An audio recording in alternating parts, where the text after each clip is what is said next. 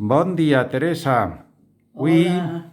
volem que es parle dels records que té vostè del dia de Tots Sants. Què feien els xiquets en Tots Sants?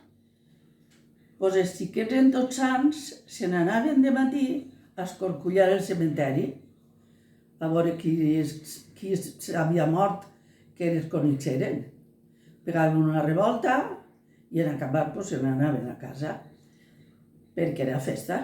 El dia de Tots Sants era festa. Me'n recordo que feia un fred que pelava. I després, per la vesprà, anàvem a menjar-nos la dobla al cementeri. I la doblà, què és exactament? Pues la doblà antigament es feia de la pasta del pa, s'agarrava i quan ja estava bona, s'agarraven els pessics que volgueres fer de doblades, afegies un pessic de batafaluva i un pessic de sucre i entonces, quan estava bona, li posaves les ametletes i la collies. I això era la doblà, que no era com ara que la fas en ou i tot l'avió, sinó que era de pasta de pa i es feia i els xiquets estaven anar de contents. I era un berenar per a xiquets, Per a xiquets, sí. que es consumia... Es consumia el dia de Tots Sants. Perquè ens endemà de Tots Sants és el dia des ànimes. I el dia des ànimes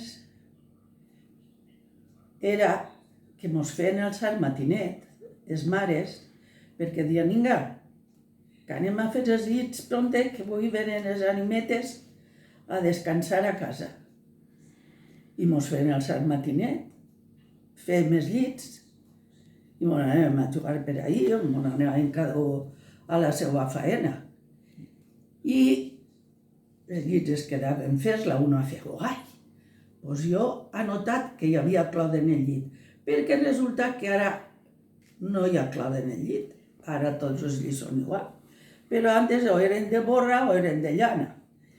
I tenien la superstició de que veiem el clot des animetes que havien descansat en el nostre llit, que pense que era la superstició que teníem o la mania que teníem, perquè quan eres xicotet pues, tens por de tot.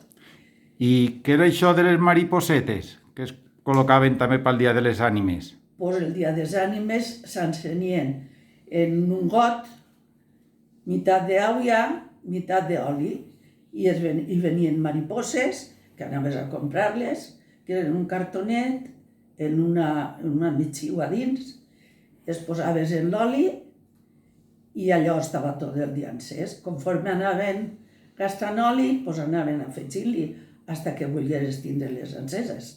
I en acabar una volta que passava el dia de les ànimes, pues cada un feia el que volia. Venia persona que es tenia molt temps enceses, altra persona pues, li faltava l'oli, i com l'oli era també tan car i tan escàs, pues, a voltes el tenia aquest dia i passava de tindre-lo encès, perquè tot era car en aquell temps.